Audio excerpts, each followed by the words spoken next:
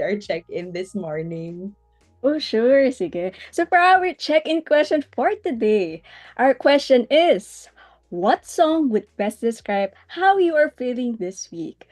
So feel free to scan the QR code flash on your screens, or you can go to menti.com and type in the code 5371-7149. Ayan. Or you So, can also join through the link sent by our back-end support sa chat box. yan. Kasi tatanong ko, habang inaantay natin yung mga sagot nila, ano sa'yo? Sa akin kasi, today, I don't feel like doing anything. Sobrang pagod na ako as a person. What about you? Ako, for me, parang, well, feel ko kasi energy ko right now. So, I think yung song na Happy, yung pwede kong gamitin for this one. Like, oh my God, yung energy ko, it's really on a high level talaga. Mukha nga Yeah, eh. that's it for me. So, let's see naman, ano kaya sagot ng mga participants natin? Yan. So, we already have some. Parang ang sarap tuloy sila pasampulin, no, Kathy? Oo nga eh, nakita ko, I wanna be a billionaire so freaking bad. Parang nakaka-relate din ako dun. Sino pang hindi gusto maging bilyonaryo, no? Correct. Para we can not do anything na today. Meron din namang I'm still alive but I'm barely breathing. My gosh, Felt, felt. true, true. Ito, Kathy, feeling ko mapapasayaw na tayo dito. Ay, oh See, you my had to make your own sunshine, but now the sky is opaline. Taylor Swift? Wow, may Swiftie pala dito. Wow. Yeah.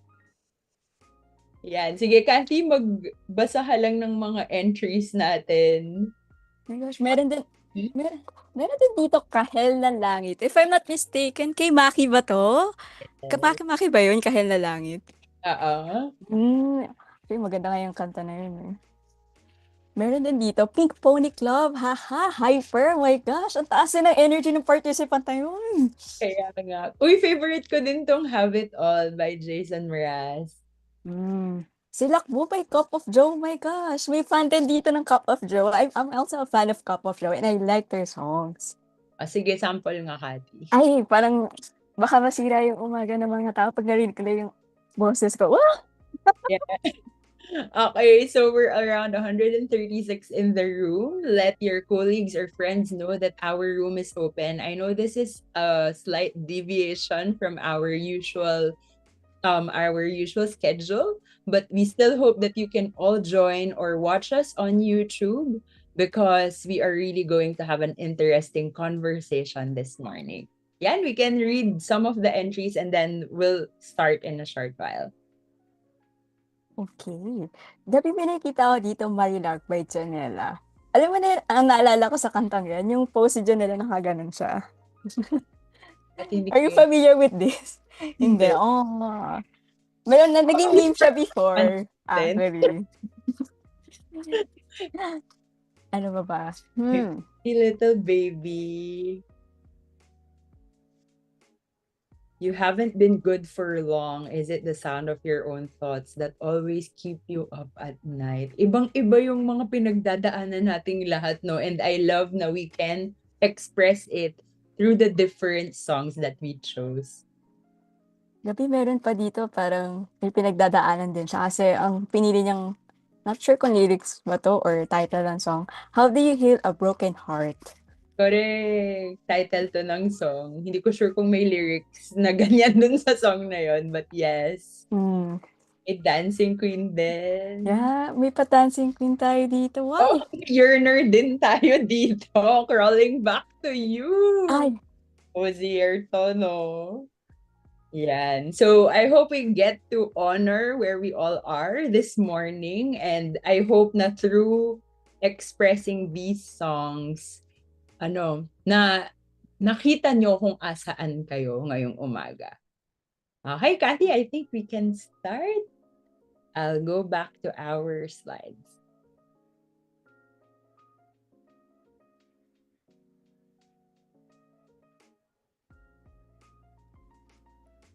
alright. So for today, we'll be the title of our webinar is Scaling Support: How Organizations Can Build Accessible Mental Health System That Endure Emergencies. But before that, let's introduce ourselves muna. So hello everyone. For those who are joining us for the first time today, I'm Gabby and I'm the Learning Operations and Design Officer of Supervisor of Positive Workplaces. Go, Patty! Yes, and we actually call her Lods kasi yun yung acronym ng ano niya, ng position niya right now. So that's Gabby, our Lord. So ako naman si Cathy Rivera, the L&D Associate of Positive Workplaces. And here with us is our backend support, who is Jewel Alcoba, our Tactical Marketing Officer, alongside with Pat Polintan, our TNT intern for this year.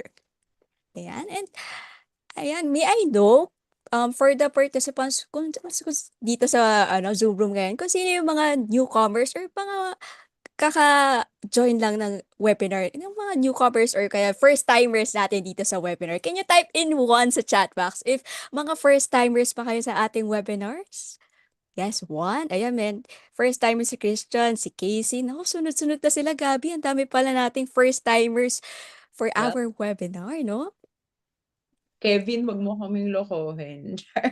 Ay, ang dami namang one yan. Grabe naman yung pagiging first-timer nito. But yes, thank you so much for letting us know. And because of that, we'd love to introduce our organization to all of you. So here at Positive Workplaces, our vision is to co-create cultures that enhance the well-being of the Filipino workforce. And we achieve this mission through what we call as the positivity ripples. Ayan, yung sa when we say positivity ripples kasi, it actually begins with leading the selves. Ourselves, actually. Kailan ba nangyayaring leading ourselves? Well, ang perfect example yan is yung pag-attend ng webinar na to. Kasi, honestly, when you attend webinars like this, is actually a first step towards self-leadership. And as we do this, we're actually empowering ourselves to further develop our strengths, our skills, and gain insights into positive psychology, organizational well-being, and leadership in the workplace. Pero aside from that, meron pa rin naman yan. Nag-e-expand pa yan kasi when we lead ourselves, we also gain the ability to lead others as well. And we can lead others by simply sharing what we learned from this webinar to our family, our friends, relatives, co-workers, pati din mga kapuso, kapamilya, lahat na kapatid. Gusto nyo din yan? Kulang! Kasi these exchanges of insights will definitely and naturally influence cultures, which then allows us to cultivate positive workplaces.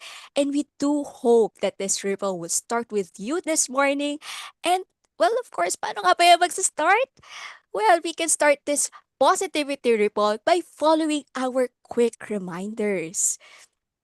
So our quick reminders, una dyan, device ready, or you can open a separate browser tab so that you will be prepared to access another link once we share it later on sa discussion ng ating speaker for this morning. You can also prepare paper and pen for taking down notes kasi you know what? It's our duty as learners to make sure that we have key takeaways from this session. And ang maganda dito is I'm pretty sure talaga na may quotable quotes tayo na makukuha from this session kasi ano mo pwede pa yung caption sa LinkedIn tsaka sa IG stories eh. But most importantly, ang significance kasi ng pag-take down ng notes is to reinforcing learnings na makukuha natin for today's session. And lastly, of course, we highly encourage everyone to actively participate sa webinar na to. And the chat box is always open for your thoughts. But please take note, chat box properly. We are free to express our opinions about the topic, but please remain respectful of our language. We would like to inform everyone to please don't share any pictures, comments that are not related to the discussion.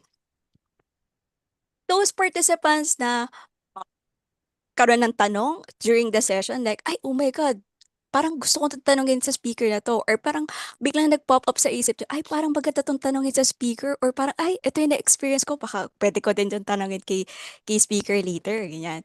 So, if you have any questions during the discussion, feel free to submit them through the Pigeonhole, and you can access it by scanning the QR code flash on your screens, or you can go to Pigeonhole website and type in the passcode PW Calling. Ayan, how about the other reminders, Gabby? Ano pa kaya yung meron dyan?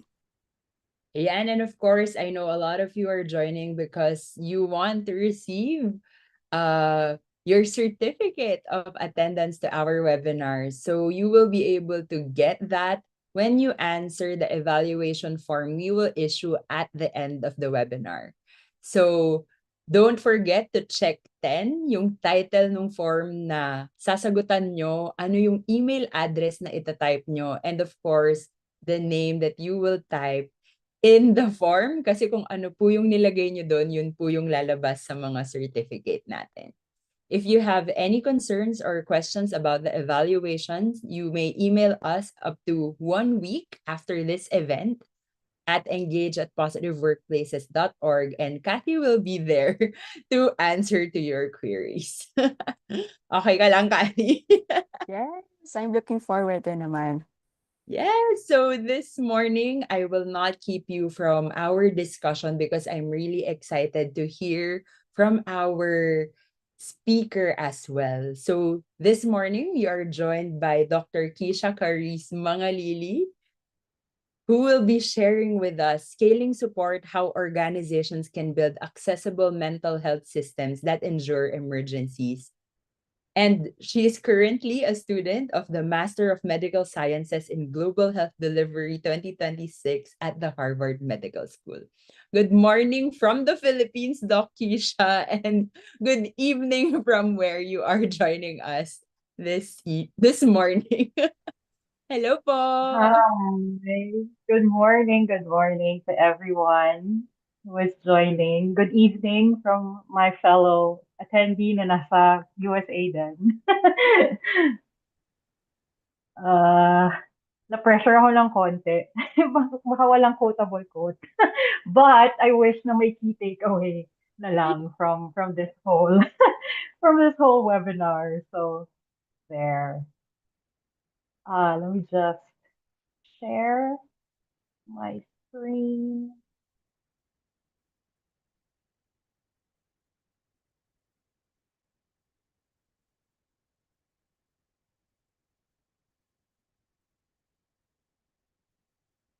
There you go.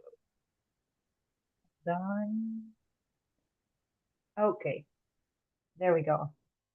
Okay, hi everyone. Good morning, good evening from wherever you are. So, I'm Kisha Mangalili, and today I will be talking about building mental health systems in the workplace. So, if you'll notice, I did not include in systems that endure emergencies because personally, I believe that even without emergencies, these systems should exist in the work.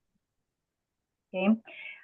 So nag-request ako kay Gabi na ako yung mag-introduce sa sarili ko. But first, before I do that, I want to say thank you kay Gabi, Kathy, kay Jewel, Pat, kay Kevin for, and everyone actually at Positive Workplaces for organizing this webinar and for inviting me to share some of my knowledge and experience in building systems.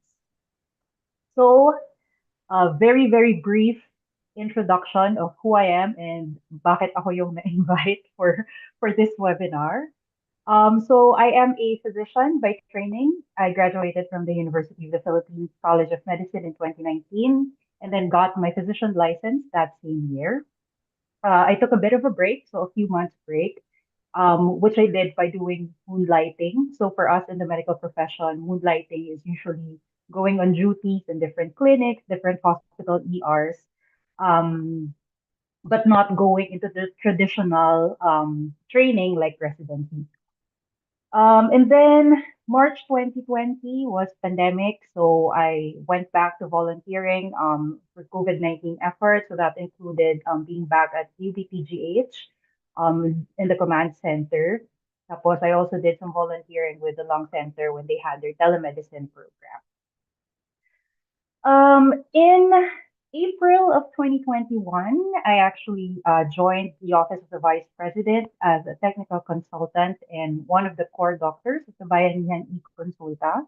So it is a telemedicine platform that we launched during the pandemic where we provided telemedicine, teleconsults for patients who weren't able to go out of the house or found that a lot of the health facilities were already too congested and could not accept additional patients. So I was with that program until it ended in May 2022. And then by July 2022, I actually joined Angat Pinas Incorporated or Angat Buhay as the program manager for food security, nutrition, and universal health care. So I was in charge of overseeing the nutrition and health portfolio of the organization. And aside from that, I also served as an internal quality auditor and a member of the Occupational Safety and Health Committee of the org. So I was there for 2 years until July 2024 when I had to tender my resignation because I got accepted into Harvard Medical School's Master of Medical Sciences in Global Health Delivery program. So as of today, I am in my second year of graduate studies while also serving as a teaching fellow writing advisor for the first year students of our program.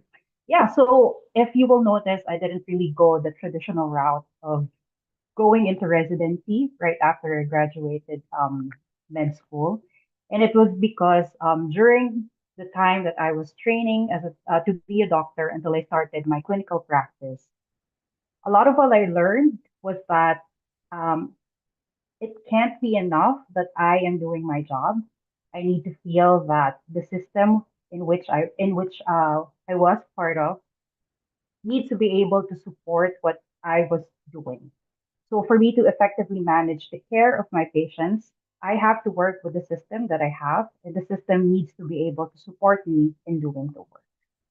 So, ibig sabihin nun, like for me as a doctor, I need to have like a place where I can see patients, a private room where I can examine them. I need to be able to have the knowledge and skills to be able to diagnose and treat them. I need to have the necessary equipment. So that means I need to have my stethoscope, for example, whenever I come in and consult a patient. For my patients, what that looks like is that they're able to buy the medication. Medications are available. It's in stock, the pharmacy. They need to be able to take the laboratory tests that I prescribe them. They need to have the money to be able to get admitted or stay admitted and not go bankrupt because of being admitted in the hospital.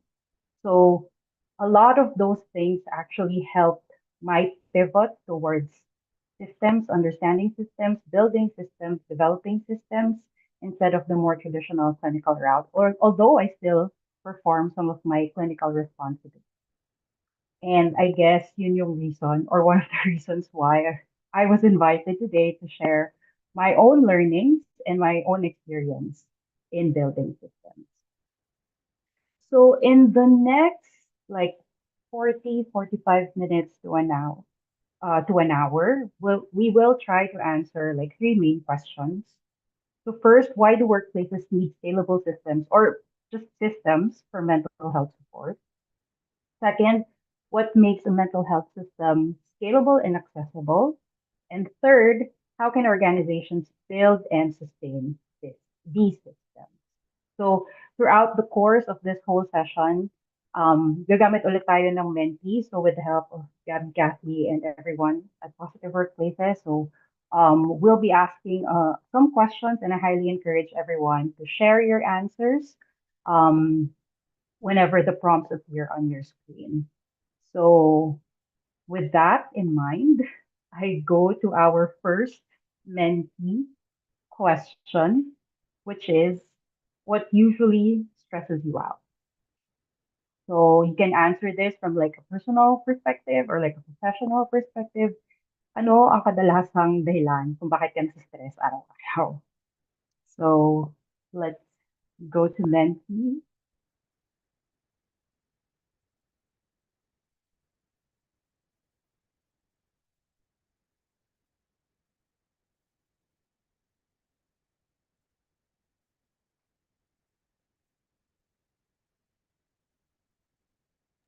And Keisha, can you see the answers on the screen? Yes, Okay. yes. Thank you. Sige, let's take like a few minutes to see people's answers. Okay. Pinakamalaki yung work. Wala. Okay, so we're seeing work. Oh no, myself. What does that mean? Sige. A lot of workload. Sometimes my work. Due dates. Low submission. Okay. Unprofessional coworkers. Office politics. Thesis po namin. Ha, same. I'm also in the middle of my thesis data collection. So it is causing a bit of stress. Unknown workloads, unclear processes. Okay. Yeah.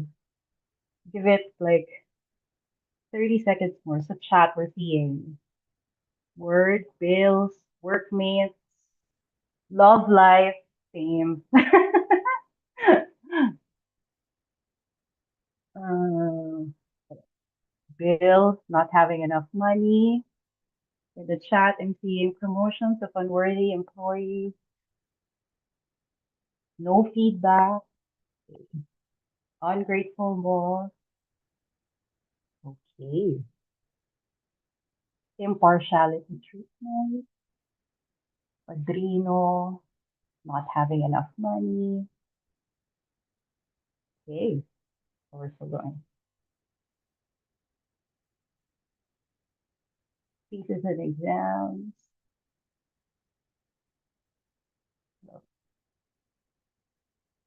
Masters. Okay. Thank you. Thank you. Thank you so much for all your responses. We'll keep that in mind as we go through the rest of our session. But we do have another Menti question actually, which is what do you usually do when you don't feel okay emotionally or mentally? Okay. We have sleep, shower, try and pray, dissociate, pause and resume. That's good. Listen to rock music, play with my cat, sulk, travel, same. Pray, travel, rest. Wow, go to mountains to unwind. Self-assessment and pray. Find nature's view and pray. We have on the chat. Stress eating, sing and dance. One of the best ways. The arts is always a good way. Eat a lot, talk, anime, journal,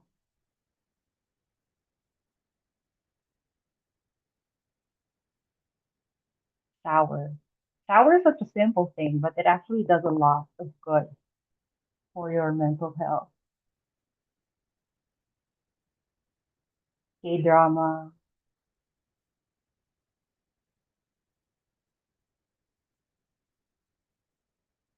bebe time.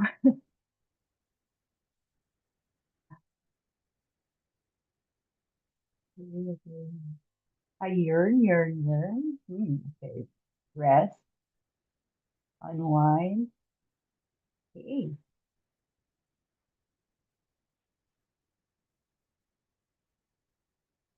Thank you. Procrastinate. Oh, same.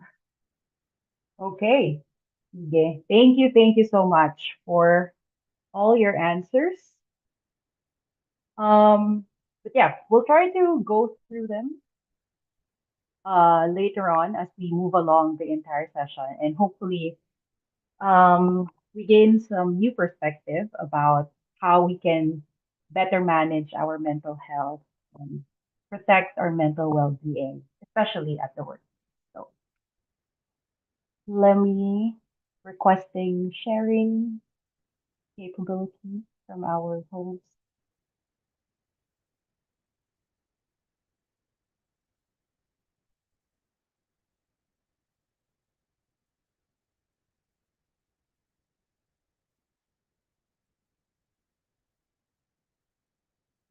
Okay.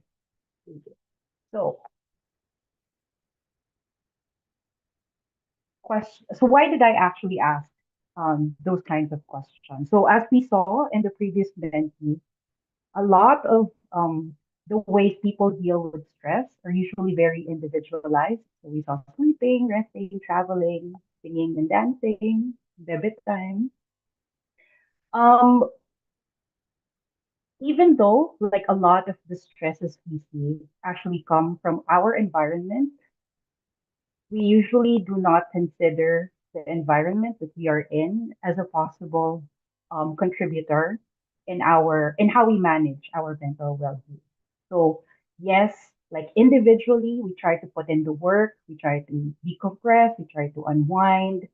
But if every day we continue to be exposed to the stressors that we have without a supportive or conducive environment that actually allows us to manage our mental well-being, then we just get stuck in that cycle of trying to manage our own issues. And I remember like one of my professors in med school, he would always say he's such an advocate of social medicine and how we should consider other factors aside from the medical component whenever we try to treat diseases.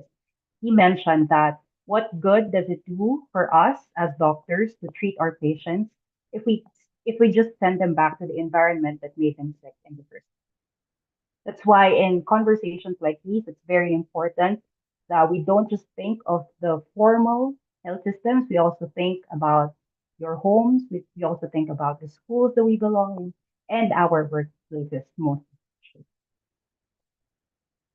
So mental health, when we talk about mental health, we don't just talk about the formally diagnosed condition. So it's not just depression, it's not just anxiety, it's not just schizophrenia, but everything that has to do with the general mental and emotional well-being of a person. So lahat ng binanggit kanina na cause of stress and ways to manage the stress, those actually fall under the big umbrella of mental health. So right now in the Philippines, what we are seeing is that there's an increasing trend in mental health cases and mental health concerns. So in 2019, it was reported that about 12.5 million Filipinos had a mental disorder compared to about 7 million in 1990.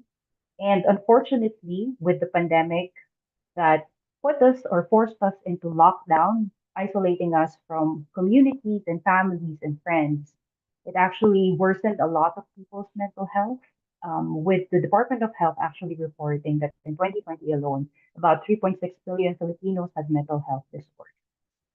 And unfortunately, even with the passage of the Mental Health Act in 2018, a lot of the services for mental health are still not accessible or affordable due to a lot of barriers. So some of those barriers include long waiting times, lalo pag nagtatry tayo magpa-schedule sa public institutions, for example, minsan inaabot ng weeks, months, even years to actually get a schedule for just one consultation, which is your initial consultation, and not to mention treatment.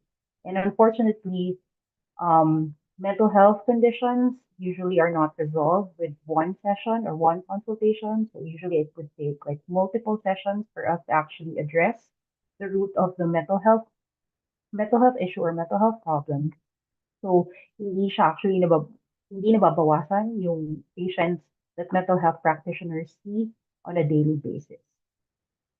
And the next is, unfortunately, again, we still have high consultation fees and treatment costs for mental health. So, a quick search online to see yung mga professional fees, it would range from about 1,000 pesos to 5,000 pesos per session, not to mention the medications that you would need if you were prescribed some medication. So medications would cost about like 70 pesos to 100 plus pesos per tablet. And it's something that you would have to drink every single day. So just imagine how much money it would cost to actually go in for formal mental health care.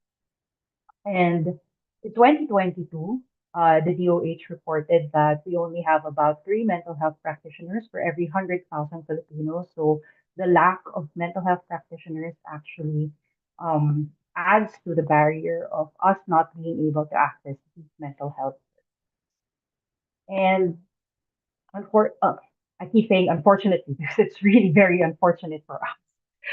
There is still some stigma surrounding mental health conditions, but the good news is more and more people are trying to reach out for help, and slowly mental health is becoming a more commonplace topic.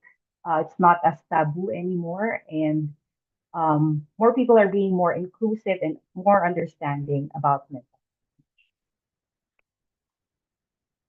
But still, why should we include the workplace in conversations about mental health? So, one, it is actually mandated by law. So the Philippine Mental Health Act and DOLE Department order was issued that actually mandates each company to have a mental health workplace policy and program. Which and the components of this law will probably like brush on like later on during the session. Two, uh, a study was done in 2024 by Remote. So Remote is an international recruitment and placement facility. And they said that Filipinos spend about a third of their days on average in the workplace. So for us, at least 8 hours kada araw nasa office tayo or nasa organization or nasa facility or wherever. And in that same year, AXA Philippines also conducted a survey that showed that 87% of Filipino employees actually reported experiencing work-related mental health issues. And these present as physical symptoms. So examples of those would be feeling tired regardless of sleep, difficulty concentrating, loss of focus, appetite problems, which eventually affect your performance in the work. So I mean, if almost 9 out of 10 Filipinos are experiencing work-related stress, then I think it just makes sense to ensure that there is an existing mental health support system to prevent the progression of these mental health symptoms to burnout, to depression, to anxiety, and other mental health disorders that would require you to actually come in consultation and go under med.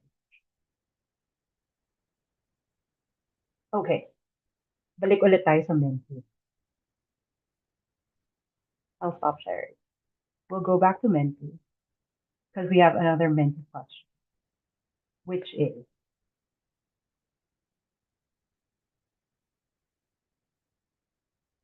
what does a mental health support system look like for you at work?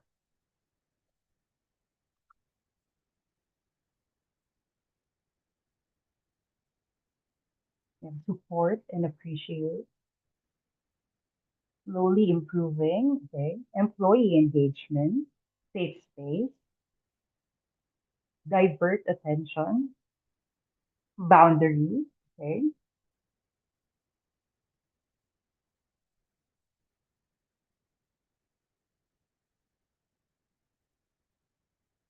boost self-esteem on the chat,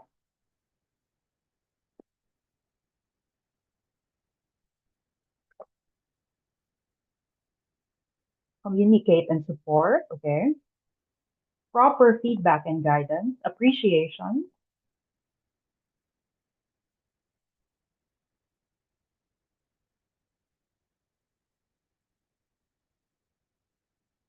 promoting mental wellness, okay,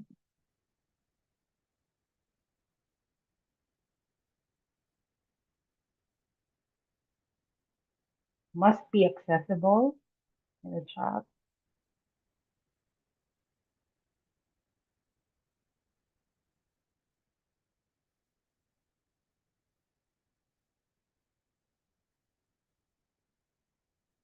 healthy boundaries, work-life balance, okay,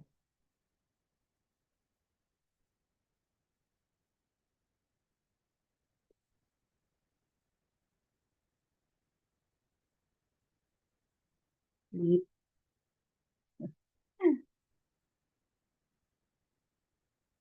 okay. So we're seeing that, well, most of those who answered really value having a safe space, be feeling supported and appreciated,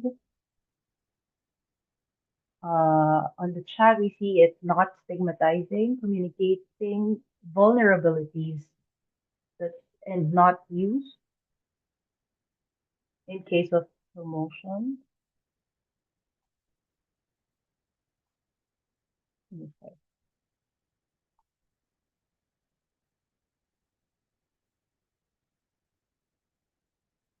great. Thank you. Actually, this kind of answers like that question now. I kind of feel like I don't have to go through my slides. No, I'm kidding. But thank you. Thank you so much, everyone, for responding. Let me share my screen. So we saw how important it was that you feel appreciated and supported, you feel safe and secure.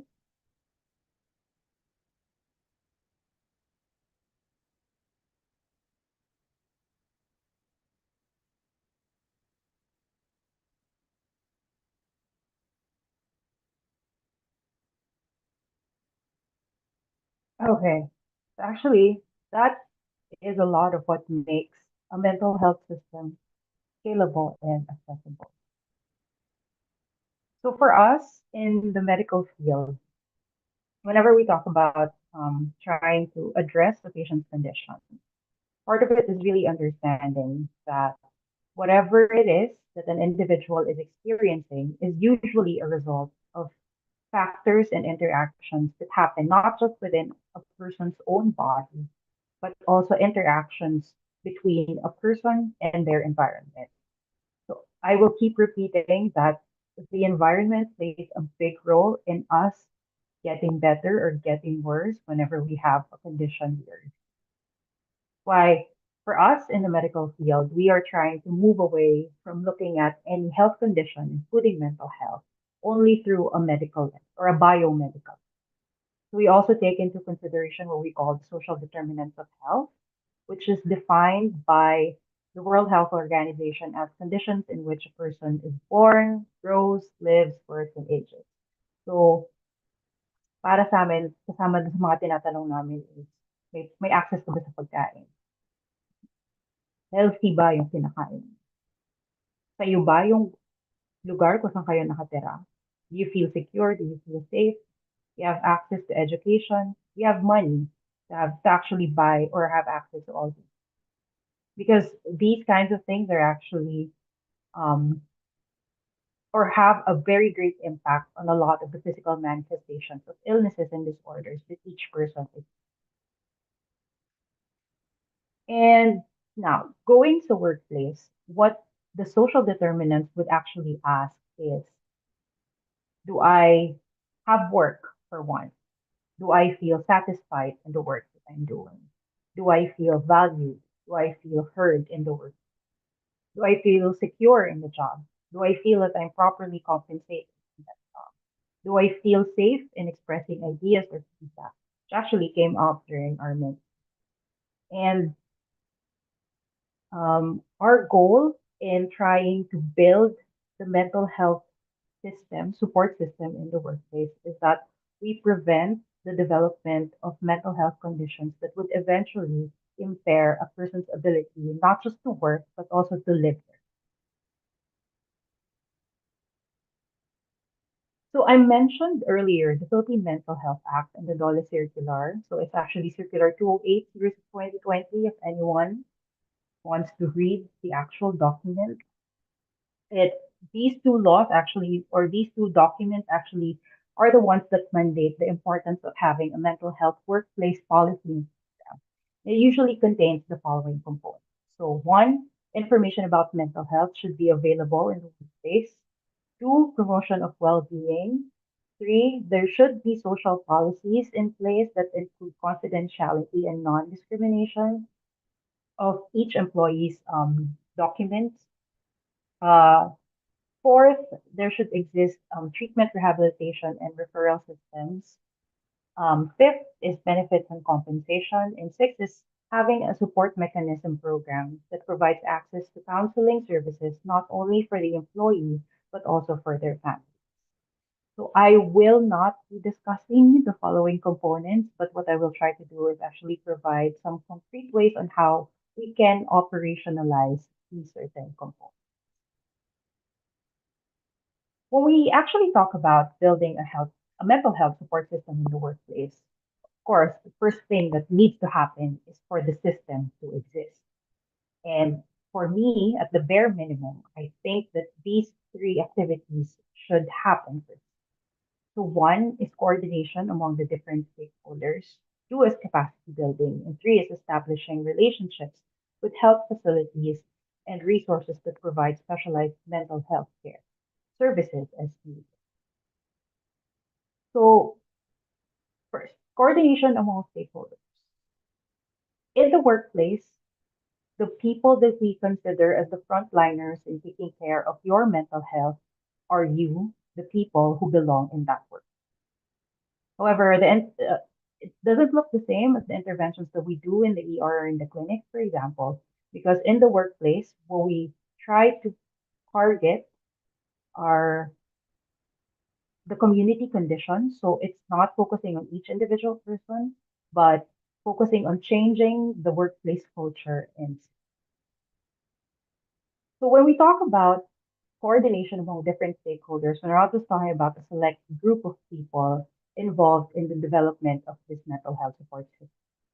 So aside from your HR and from your OSH committees, kailangan involved sa conversation yung top management, your middle managers, meaning your unit heads, team leads, department heads, supervisors, whatever you call them in your workplace. If there's an employees association, they also need to be included in the conversation. And of course, the employees themselves. So anyone who you think will participate, will utilize, or will implement the system has to be involved, even in the conceptual phase of actually building the mental health support system that you want to have. And of course, it's not enough that we design the workplace. We have to ensure that the people who will implement this system are also equipped with the skills and knowledge that they need. So it's not really as similar as you just talking to a friend about like, oh, ang laki-laki ng problema ko, pwede mo ba akong tulungan? Sometimes mental health conditions need more care in the way we handle or the way we manage mental health issues. So training is important, and it's not only limited to your leaders. Everyone can actually undergo training. So the DOH and a lot of other private organizations have already developed modules on how a lay person can actually provide general psychosocial support for other people. So you don't have to be a specialized licensed mental health practitioner to provide mental health, immediate mental health care, but you do need to undergo some form of training in order to do. But for our unit leads, team leaders, department heads, supervisors, or any person in a leadership role, you must be able to provide support to your team members, and you must be equipped to provide support to your team members. So, how do you actually provide this kind of support? So, one is actually regular check ins that are documented. So, this is something that I learned from actually my own mother, who does her regular check ins with her staff. And it's something that I've been trying to do with my research assistants right now as I'm doing my thesis. So these check-ins, important is that they are documented, especially if they are professional check-ins, because it allows you as the leader to monitor the progress of each individual with regard to like set milestones or targets. But it's also important to do personal check-ins with your staff as well or with your team as well, because we always try to remember that an employee is a person first. So whatever it is that may be bothering them at home, so something personal like may problema sa health ng family member, or may problema sa pera, or may problema sa bills. Like yes, most of the time we can compartmentalize and not bring it to work, but there are days that we can't help but bring these issues to work, and it actually compounds the stress that you feel at work. So personal check-ins are some are something that I really recommend leaders doing aside from your professional. It's kind of different with your mentoring and coaching because mentoring and coaching is really targeted toward helping your team grow and develop both as a person and an employee. So both are equally important to do, and I hope that it's something that most of you can propose to your offices, to your workplaces, to your managers, supervisors, or whomever you report. And then this third one is something we saw during the Meti earlier. So having proper feedback mechanisms is very important. It's very hard to call something perfect in our world because of a lot of different factors. So part of, as we saw earlier, part of what contributes to the feeling of stress is not no feedback being given, no support, no guidance. And this actually leads to each employee feeling that their opinions don't matter, that they are worthless in the workplace, which eventually would lead them to disengage from the office, from the work. And having this proper feedback mechanism actually helps each individual feel listened to, feel valued, feel like they have some worth that they're bringing to the table. And it's not just um, it's not just about like saying that there's something wrong that's occurring. Feedbacking is also important when you're trying to celebrate something that was done well. So acknowledging that something good was done and showing gratitude is also a way of doing feedback. Recognizing each individual's effort is also a form of feedbacking that we need to be able to normalize. So debriefing sessions are examples of proper feedback channels. So usually done whenever there's like a big event or a big activity in the workplace. Um, but mostly it focuses on the technical aspects of an activity or an event. So what we need to include whenever we talk about debriefing sessions is that we also need to try to process like the experiences, thoughts, and feelings of the different people involved in planning these big events or big activities. For example, like may kakatapos lang na event sa office and kunyari ako, I was part of the team that planned it and lumapit ako and sabi ko, sobrang rushed nung ginawa nating planning. Kasi nawalan ako ng tulog, di ako nakakain ng maayos. So, sobrang stress ko dahil ginipit ako sa oras. So it's not just a feedback. So it's not just a comment on the technical aspect that oh we actually need more time to actually plan for events like these, but it's also a way of acknowledging the toll that it took on the mental and physical health of each individual that we have to so there. And like I mean, there are a lot of templates, there are a lot of guide questions that are available online about how to conduct these debriefing sessions. So you can definitely check those out. I mean, basic format of it is usually like what went well, what were the challenges to be avoided, what could have been done better, or like what are the areas of improvement that we need to work on for our future. So those are just like some concrete examples of how we try to create a mental health support system in the workplace. If you'll notice, none of it is actually very medical, but a lot of it is really focused on trying to prevent having mental health issues in the workplace. So it's all about prevention. However, there are times when there are certain cases that you won't be able to handle internally and would need specialized mental health care. So that's why part of trying to build your mental health support system is actually creating relationships with facilities that will be able to provide these services. So these can come in the form of having visible and available guides on what to do, who to call, where to go whenever a person is experiencing some form of mental health crisis or emergency, or for those who have HMOs embedded in their in their workplace, having specific, clear orientations on what services are covered, what hospitals are covered, which practitioners are covered through their HMOs for mental health services would definitely go a long way into strengthening the mental health support system that we do have. So very, very brief note about scalability of mental health support systems. We have to define what it means when we talk about scalability. So are we talking about scaling in terms of the number of people that we're reaching? For example, may mental health support system dito. Una muna sa unit na to natin gagawin. And then we'll expand to a different unit. Or if your office has multiple branches, multiple sites, do we do this first in this site and then expand to other sites? So what does it mean for you when you talk about scalability? Because it is important that you consider what resources are available because you can't just copy and paste a particular system into another site.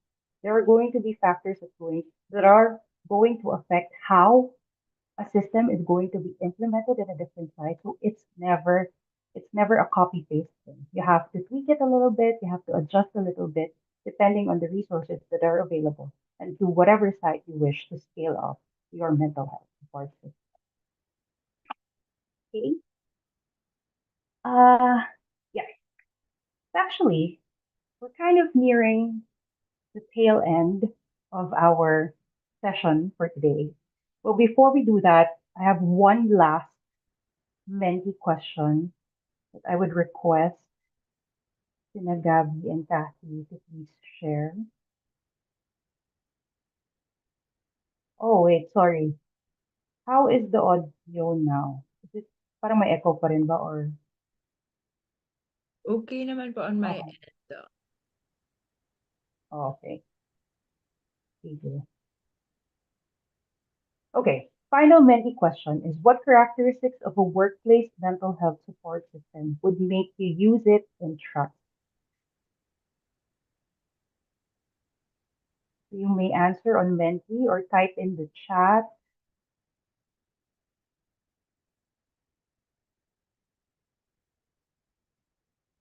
Confidentiality, very, very important.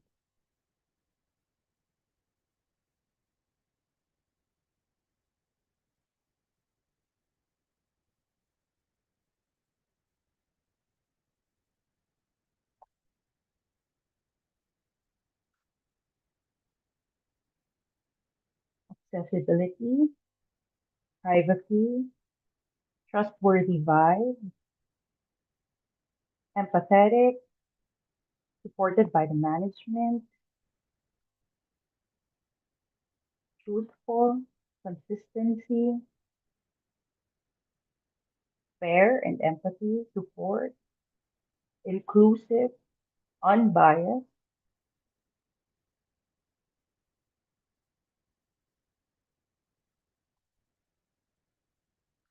sustainability, EQ more than IQ,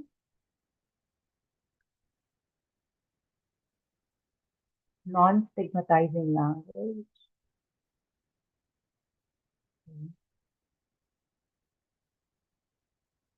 Give it about a minute more.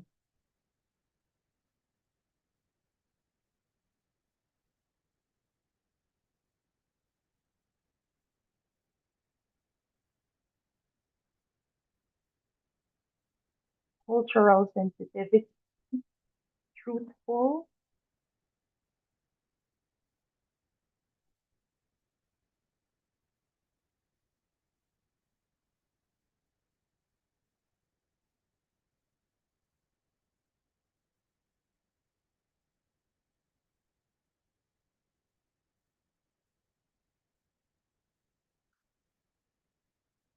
safe space, and sustainable,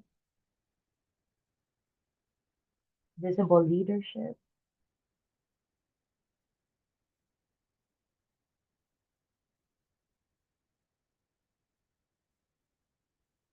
competent,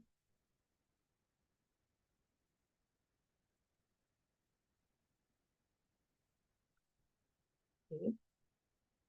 Yep. I think we're good for now.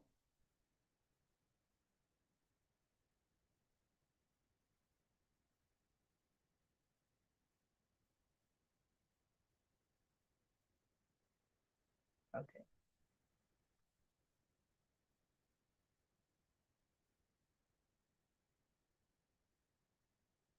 Okay. So trying to answer our last big question for this webinar is really how can organizations build and sustain these systems?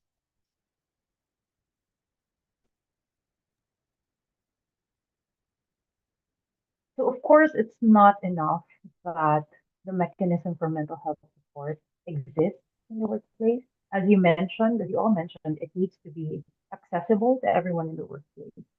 And for it to be accessible and actually utilized, it needs to be something that people trust. So a lot of what you said, I definitely agree with because um, due to previous experience, we unfortunately develop certain biases about services and systems. So, kunyari, Oo. you experience Ang someone, aga nasa kalsada kayo.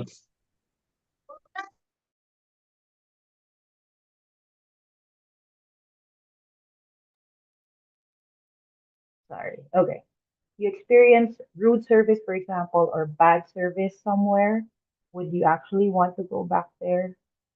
Probable answer would be not. So it has to be something that actually addresses your needs while respecting your dignity as a human being.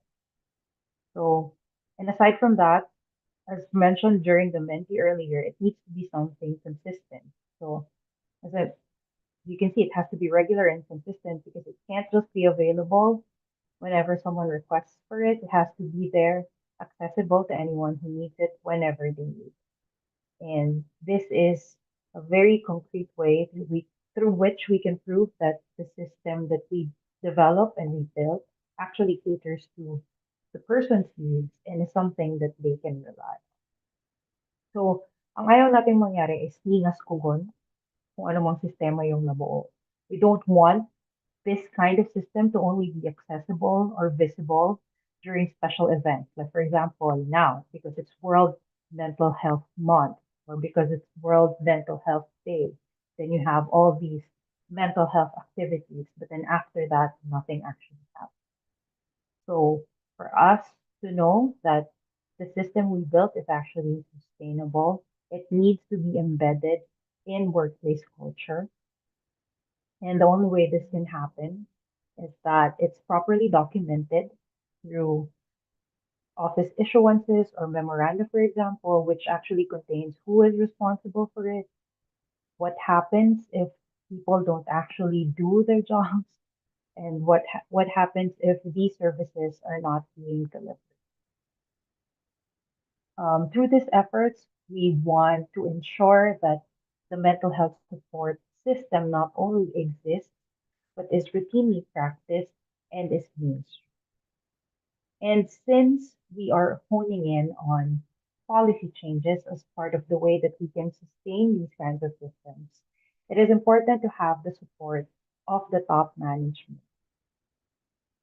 So this can come in the form of making sure that resources are allotted to be able to build and implement the system. For example, allotting resources to have an in-house mental health practitioner could actually go a long way in making the system work because not only is that an, a way to show that the top management is committed to the well-being of each individual, but it actually is a way of investing in the organization's workforce. And finally, for a system to be sustainable, it cannot become stagnant. So it has to be adaptable because times change, contexts change, circumstances change. And to ensure that the system is able to keep up with these changes, it must be regularly evaluated.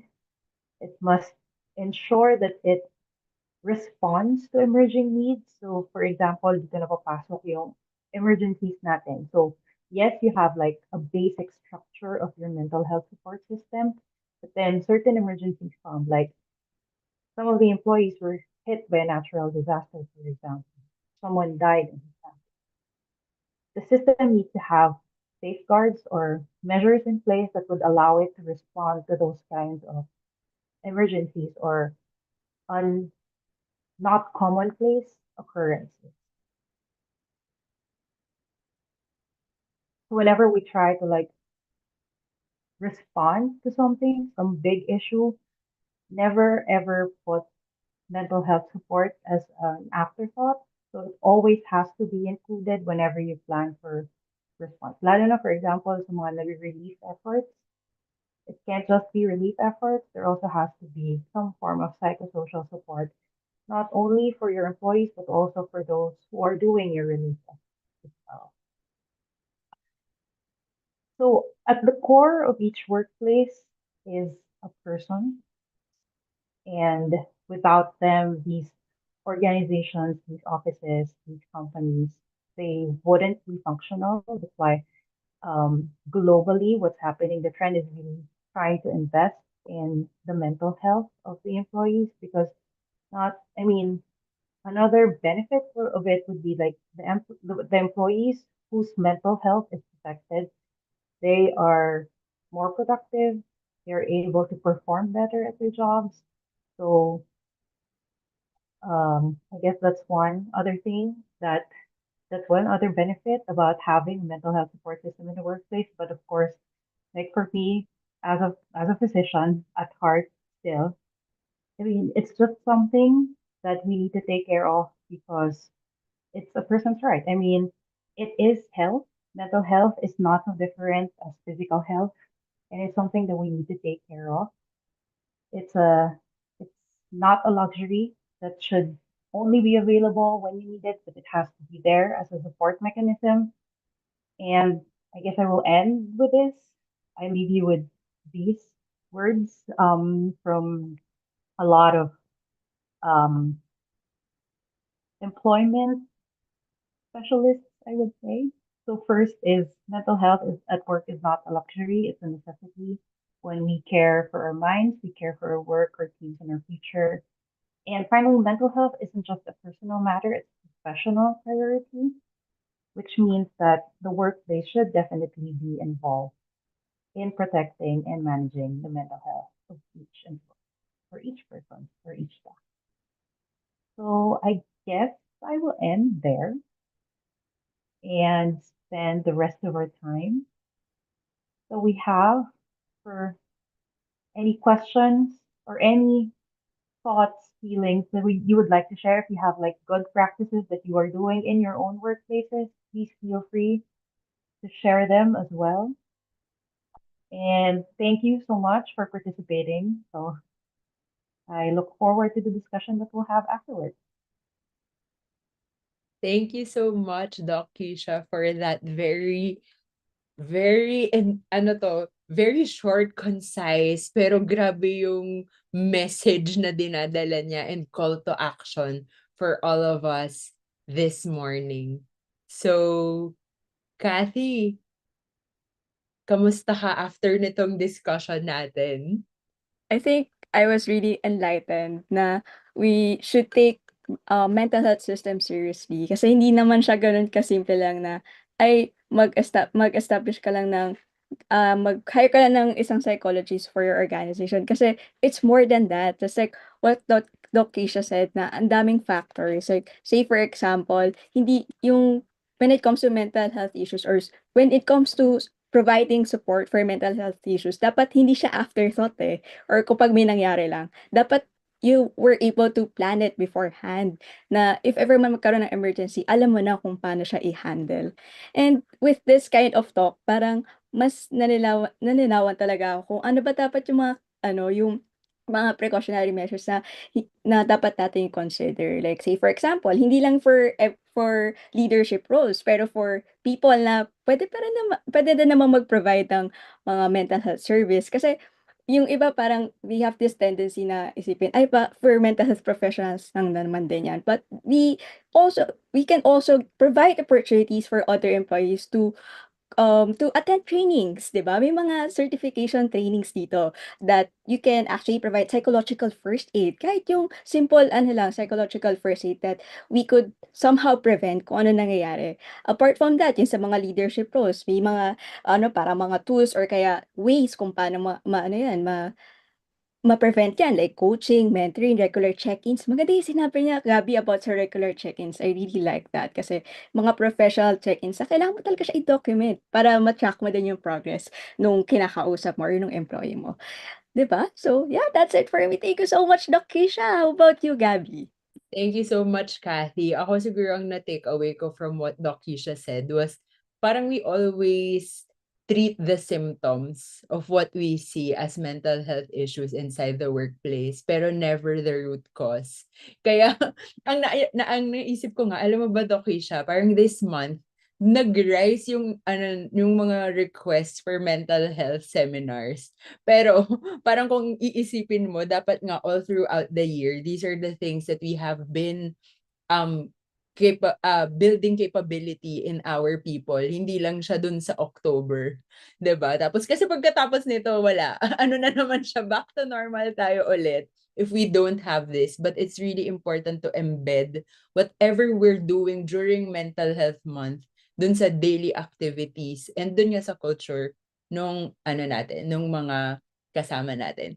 So I think we already have some questions, but for those who have not put in their questions yet, you may use Pigeonhole. We share the link in our chat box, or you can just quickly scan the QR code you can see on the screen. And right now, we already have these questions. Yan. So maybe we can start with ito siguro na parang as a new leader in our organization, it's quite hard to change the prevailing system regarding mental health. What are small steps we can start to influencing change in that system? I mean, it's something, it's not just for mental health, but trying to inspire change in any way, especially for something that has been there for quite a while, is very difficult.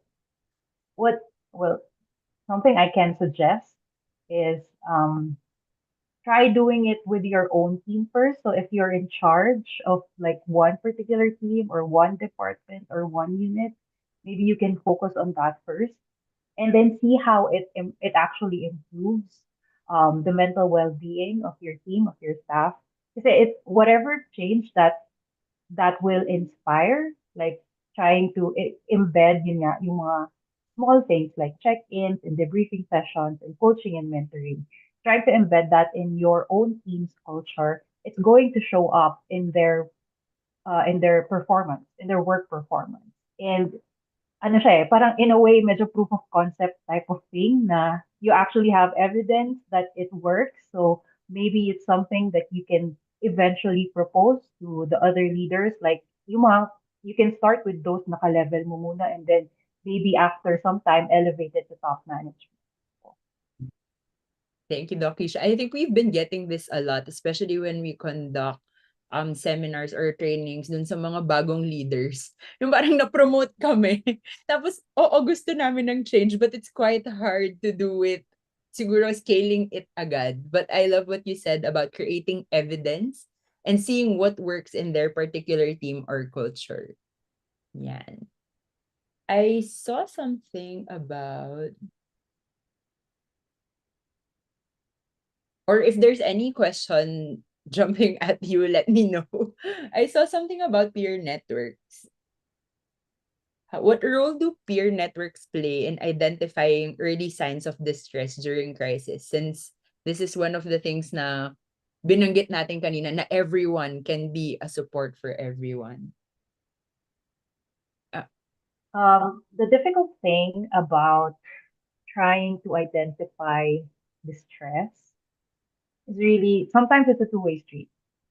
Well, most of the time, actually, more often than not, it's a two-way street, and it's so hard to try and like assume things about someone without them actually telling you what's happening, especially for people. And there are a lot of people who have been so used to managing on their own na hindi mo na siya actually makakatch during the early signs, pero like full on distress na talaga siya.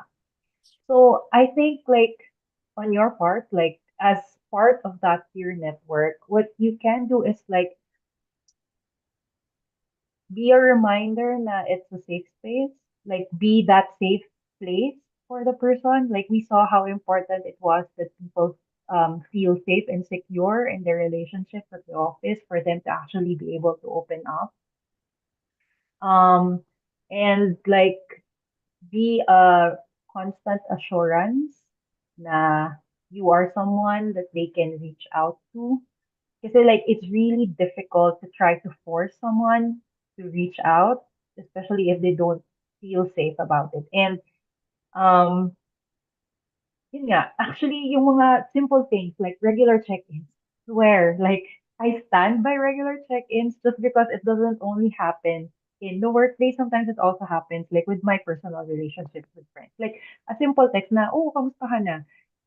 Like that thing, like that sends me, kung ako yung person in distress, that actually sends me a message na, oh, this person cares. So maybe I can share a bit about myself to this person. So, yun, like being that, I guess, being that assurance and safe space for people in the workplace would actually try and help, will try and become parang banner na, oh, you can come to me, you can actually tell me what's happening with you, and maybe we can prevent you going on to like full blown distress or full blown crisis. Yeah. Doc Isha, I love what you said about minsan, parang tayo nga personally, hindi natin alam or hindi tayo aware dun sa early warning signs. I-share ko lang, we had a client na we made them go through a body scan. So we were then asking them parang where you felt the most tension and was it easy for you to identify it. May sumagot sa amin na ang hirap niyang i-identify kasi parang ang tagal na namin siyang nararamdaman. So it wasn't easy. Parang nandiyan na siya eh. So hindi na siya bago sa akin. Pero apparently, it was already a painful part of your body already. So again, it's a two-way street. Parang raising self-awareness is one thing that they have to develop. But at the same time, creating signals of safety din na, hey, I'm here for you. And if ever you need to ano ba? Ano man tawag ngayon? Debrief? May mga tawag sila sa mag-vibe check kayo inside your teams kung kamusta na sila. So you can make it as light as possible para, alam mo yun, sign of safety lang na yes, you can open up in this space. And actually knowing that you're going through the same thing with other people is also parang a sign of safety na, oh my God, hindi lang pala ako. So it lifts a lot of shame and pressure on the person who's about to share then. Exactly. Actually, just a simple acknowledgement na I'm not feeling okay Yeah. actually goes a long way. Like, kasi like, for us, pag narinig natin yun, parang automatically, you do certain things to like, parang i-cushion mo ng konti, like you give them the space that they, parang it's second nature for us to care about other people because we're social beings, especially in our culture, na talagang we value being part of a family, part of a community, part of a group. So, like, automatic actually yun sa atin. Pero, yun nga, minsan, masyado na tayong nasanay na may something and we don't really try to address it. But yun, acknowledging is one of the key steps to actually do something, for something to happen. So, Yes, sa amin nga sa team eh. Para magsasabi lang kami, hindi ako okay. Tapos yung mga sagot namin, same, same, same. So parang it becomes a space na, okay, we're all at this level and then you kind of lighten the load by talking about it. And then tsaka kayo pupunta sa problem-solving mode. Kasi minsan parang may masakit sa akin, problem-solving mode tayo agad. Eh minsan hindi naman yun yung kailangan nila. So it's really that aaminin mo lang na, okay, I need help already. Yan. mhm. So, I think a lot of them are also asking na what if they are already identifying signs, but the systems are not yet in place when it comes to referrals to mental health services. And of course, stigma is still present when it comes to these things. Kaya parang difficult to approve, have budget allocated to it. What are some of the things that they can do regarding these? Actually, it's trying to establish a system is something very difficult. So, nandun ka sa, pag walang system in place, nandun ka sa troubleshooting mode, which is more often difficult because you try to just work with whatever resources that you have at a given time. And sometimes it's not even there. So parang mas lalo kang problema like who do I reach out to when it comes to things like this. But dito papasok yung importance of you as an individual trying to manage your own mental health. Unfortunately, like it's really not something that I am a big fan of, but it's an important skill to have. Like, it can't be a standalone thing na ako lang yung manage ng mental health ko. Because as I mentioned, like very early on during the session, like what good does it do? Like, okay, yes, I'm managing myself now, and then papasok ako sa office, stress na naman ako ng bonggang-bongga. And then Yes. uuwi ako, tsaka na naman maayos yung sarili ko. Like, why do I have to go through that cycle over and over again? But really, um, yeah, I mean, there are a lot of other, like external resources available.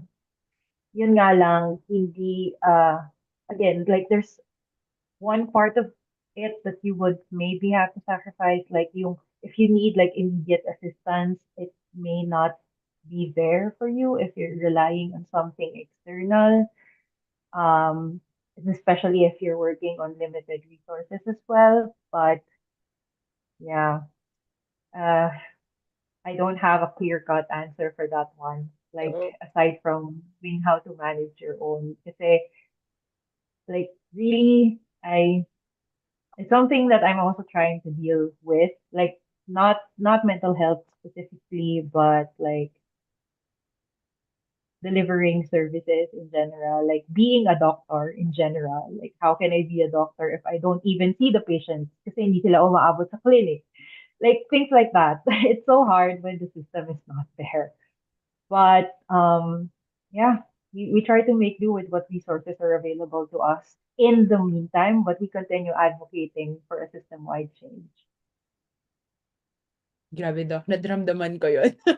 Naramdaman ko because I feel like a lot of people feel that way na parang stopgap measures lang yung ginagawa natin to the mental health symptoms that we are experiencing, but we keep on exposing ourselves to the same environment which created those symptoms. So parang nakakapagod din siya na back and forth ka lang ng back and forth. So it's really changing your mindset about how we approach caring for our own mental health and the mental health of the people around us. Siguro yung work that has to be done by everyone advocating for mental health.